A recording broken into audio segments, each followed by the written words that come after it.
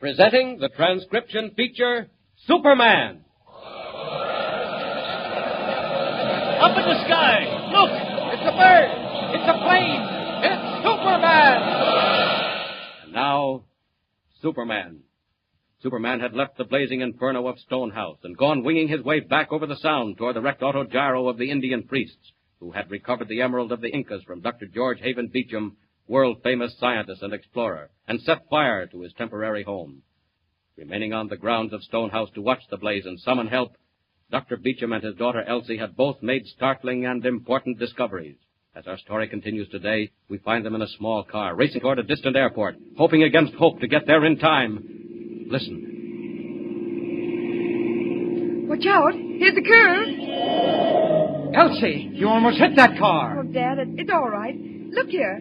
That thing you picked up on the lawn. You hardly told me about it at all. Providential, simply providential, if we can only find those native priests. Well, what'll you do? I'll show them what I found, the sacred amulet of the head priest. Almost as sacred as the emerald itself, Elsie. Not quite, but almost. And you really think you can bargain with it? Only if I can get there. Only if we can make the airport before they can take off in their plane. Dad, what will you do? I'll return the amulet and borrow the emerald. That's all I want of it. I don't need to keep it. I never intended that. Dad, this emerald, is it really as important as all that?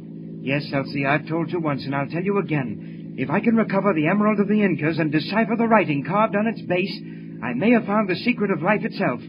Possibly the secret of life everlasting. Oh, hurry, dear, faster if you can. I'm doing my best, Dad. We must get there in time to head them off. I tell you, we must. I wonder if that reporter, Kent, has found the autogyro.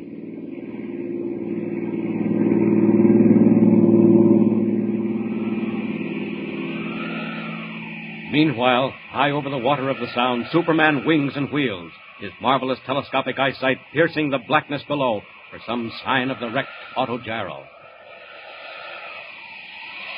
I could have sworn this was the place. Just off that point with the white building. Wait. What's that? Far down below the surface. Looks like wreckage underwater. That plane was sunk deliberately. Well, the next thing to do is pay a call at the nearest station of the Coast Guard. Up! Up! That White House looks like the place. There's the signal light. Down we go, right in the front yard. Seems a shame to wake them out of a sound sleep. The chances are they keep somebody on duty all night anyway. And for the moment, I'll have to become Clark Kent. Superman might amaze even the Coast Guard. All right. What's the big rush? Oh, I'm sorry to disturb you, but... What is it? I'm looking for some friends of mine who set out this afternoon in an autogyro. Oh, an autogyro, hey? Yes. You know them fellas? Well, we're acquainted. We've met. Well, they ain't here, but they've been picked up all right. Oh?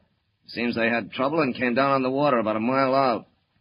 Indians, wasn't they? Oh, well, yes, more or less. Well, if they ain't, they sure got a swell tan. Anyhow, we brought them in and they beat it. Well, can you tell me where they've gone? Central Airport, they said. We couldn't understand half their lingo. They don't speak English so hot. Central Airport? You mean they've chartered another plane? I mean, they're leaving for parts unknown. They told me the time. It's just about 5 minutes from now. 5 minutes? So unless you're figuring on getting to that airport by radio or flying there yourself, you're out of luck. It's 30 miles. Oh, thanks. Sorry to have bothered you. Okay. It's too bad you missed your friends, but maybe they won't take off. The barometer's falling. Looks like dirty weather coming up. Good night. Good night. So, you think I've missed them, sailor, eh? Well, live and learn. 5 minutes before they take off, huh? And the airport is 30 miles away. Well, you never know what you could do until you try. Here goes. Up. Up.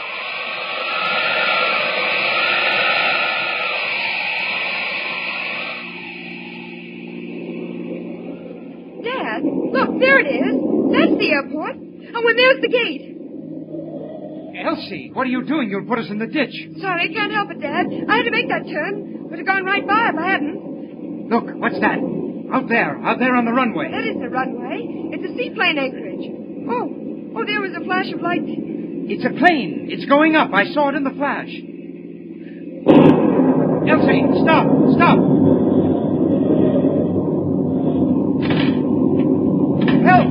Help! Stop that plane! Stop it! Dad, come back! It's too late. They're moving. Oh, there's the rain. Dad, the storm. That must be the plane. Nobody else would be taking off in weather like this.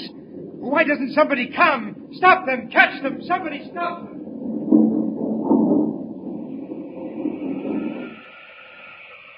High over the airport, a great white seaplane rocks and slips in the sudden grip of a storm. Lightning jabs wickedly through low clouds, shows figures running wildly for shelter on the field below, shows another figure, faster than the storm itself, racing down the wind. Superman, come just in time to meet a seaplane heading south with the Indian priests of Azatlan. Ah, there she is. Must be.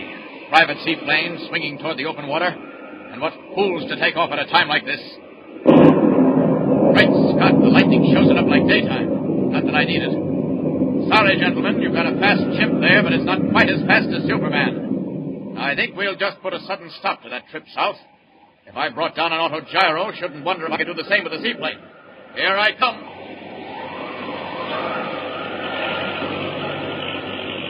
Now then, if I dive into the cabin... What the... Great heavens, lightning. Bolt of lightning struck the plane and smashed to pieces, on fire. The men are falling into the water. If I don't catch them, they'll be drowned. Gotta get there fast. Down into the sea. Faster, faster!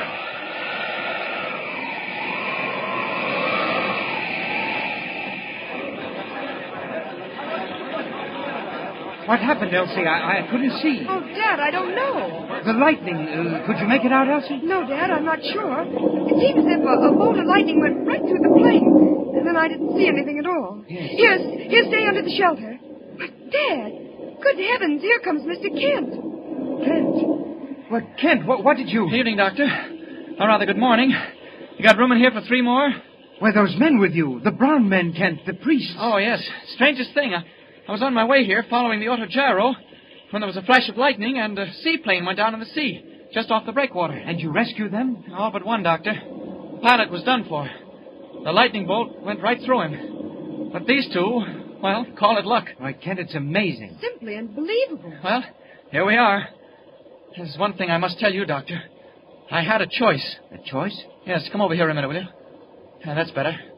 Yes, a choice. I could have saved the baggage with whatever might have been in it. You understand, Doctor? Yes, I understand. The emerald. Yes, or the 2 priests. But I couldn't save both. It had to be one or the other. Mr. Kent, we understand. Human life, Miss Beecham. They've done a lot to you. Poison arrows, fire. But after all, well, there was something on their side, too. And I couldn't just sit there and let them drown. No, Kent, of course not. You did exactly right. I hoped you'd think that. It's too bad about the emerald, of course. No telling where it is now. The Emerald of the Incas is gone. Forever. Mr. Kent, one of the priests, he's coming this way. White man, you save our lives. We of Azatlan, we thank you. Oh, don't mention it. You have great magic, white man. Magic greater than ours. I have seen you fly through air. Oh, that's enough of that. Never mind the rest. There's just one thing we wanted. We know what you want. The sacred emerald. But it is at the bottom of the great water. And then it's all over. And if that's the case, there's no use my keeping this any longer. What's that, Doctor? Well, white man, where you find that? On the lawn outside my house. It's an amulet, a priest's amulet of the Azatlan Indians. Could it, by any chance, be yours? White man, give it to me. Of course. Take it. Oh, Oh, my goodness. Seems to mean everything to him. white man, you think you have lost, but you have not. What?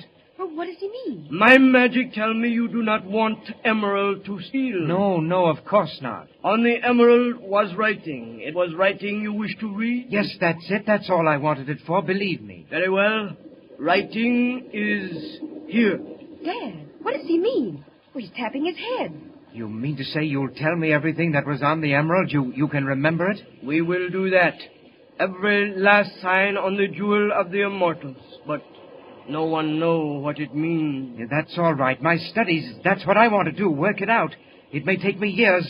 But, Kent, do you hear what he says? Dad, I can't believe it.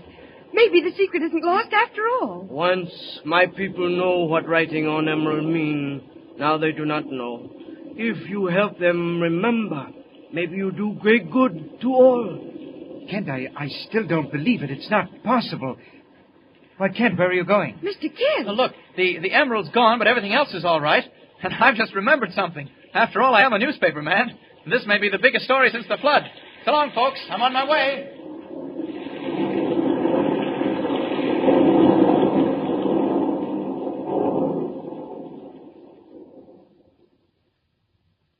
And so, even though the sacred Emerald of the Incas is lost to humanity forever, the secret engraved on it may yet be revealed. Undoubtedly, we will learn what progress Dr. Beecham makes at some later date. In the meantime, Clark Kent is returning to his newspaper, the Daily Planet, where, unknown to him, another exciting adventure awaits. Don't fail to tune in next time and follow the thrilling story of Superman. And remember, be sure to tune in the next thrilling installment of the amazing transcription feature, Superman. Up in the sky! Look! It's a bird! It's a plane! It's Superman! Superman is a copyrighted feature appearing in Action Comics magazine.